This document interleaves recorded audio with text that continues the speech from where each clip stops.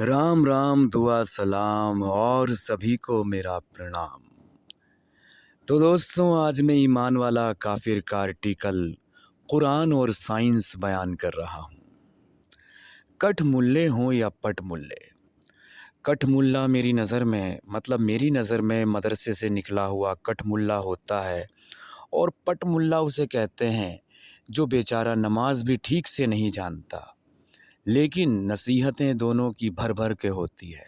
देखें, कठ मुल्ले हो या पट मुल्ले, बार बार कुरान और साइंस को मिलाने की कोशिश करते हैं, और कई बार तो हवाले दे देकर समझाते हैं कि देखो कुरान ने कहा और साइंस ने ये किया। इसी तरह गलत सलत बकवास करते करते फिर हद ये हो जाती है कि पूरा साइंस ही कुरान से निकालने लगते हैं।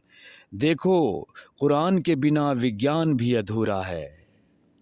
इतने घटिया जोक पर मुझे हंसी नहीं गुस्सा आता है, लेकिन आप मेरी खुश मिजाजी देखें कि मैं फिर भी हंस रहा हूँ।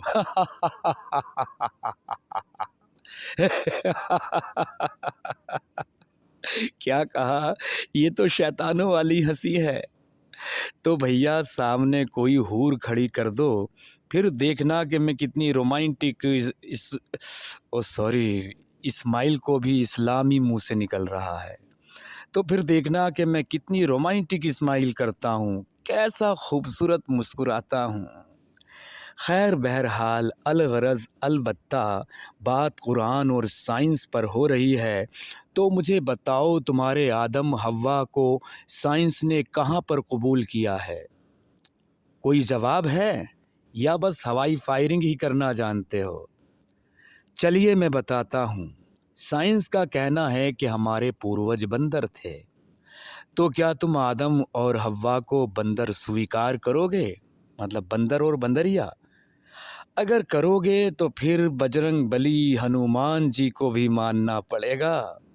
सोच लो साहब, अगर इससे आगे साइंस के चक्कर में पड़ोगे तो इस्लाम ही नहीं, दुनिया का हर हर मजहब खतरे में पड़ जाएगा। विज्ञान ने साफ लफ्ज़ों में कह दिया कि इस दुनिया का, इस कायनात का कोई खालिक मालिक, कोई अल्लाह ईश्वर परमात्मा गॉड नहीं है। तो बताओ प्यारे प्यारे मोमिनों, क्या साइंस के इस चैप्टर को भी कुरान से मिलाओगे?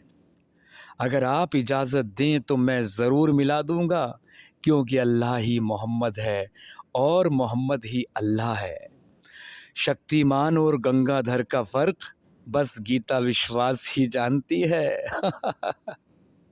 अच्छा, अच्छा, एक बात और देखो कि साइंस ने खुदा को छोड़कर हमें बाकी तो सारी सुख सुविधाएं दी हैं और आगे भी देती रहेगी। ये अलग बात कि अति हर चीज़ की बुरी होती है, इसलिए साइंस का ज़िंदगी में बहुत ज़्यादा दखल होना भी एक दिन बड़ा बेमानी साबित होगा। पर तुमसे एक सवाल है कि तुम्हारे अरबी वाले अल्लाह, तुम्हारे मोहम्मद और तुम्हारे सेकंड मोहम्मद अली ने हमें ऐसी क्या चीज़ दी है जो हम रोज़मर्रा की ज़िंदगी में इस्तेमाल करते हैं?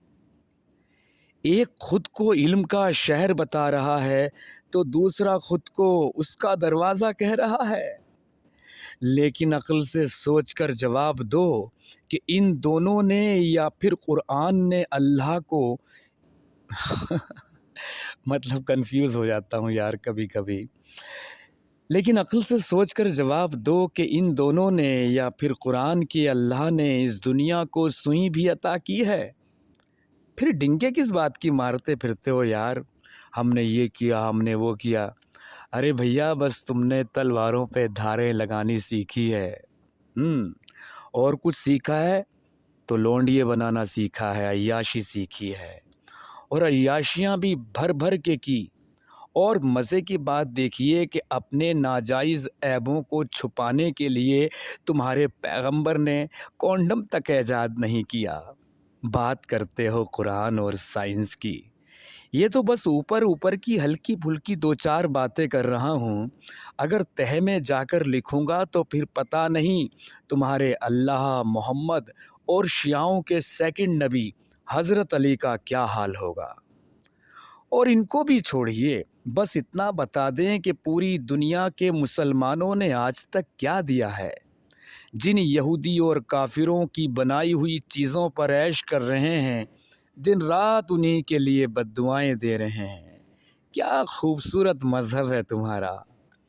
خدا بھی آسماں سے جب زمیں پر دیکھتا ہوگا، مسلمانوں تمہیں کس نے بنایا سوچتا ہوگا۔ کیونکہ اللہ کو بھی پتہ نہیں تھا سچ میں اللہ کو بھی پتہ نہیں تھا کہ میں ایک ایسی قوم پیدا کرنے جا رہا ہوں جو میری ہی آدھی دنیا کو حرام اور آدھی کو حلال کر کے حلال کر دے گی۔ تو بہت بہت شکریہ دوستوں، تھینک یو سو مچ۔ اور کئی جگہ پر ڈائلاگ خراب ہو جاتے ہیں، تو اس کی وجہ ہے کہ سویدھائیں کم ہیں، کم سویدھاؤں پہ کام کرنے کی کوشش ہے اور اپنی بات آپ سب تک پہنچانے کی کوشش ہے، تو اتنا تو برداشت کرنا ہی پڑے گا آپ کو۔ بہت بہت شکریہ آپ کا، بہت ہی شکریہ۔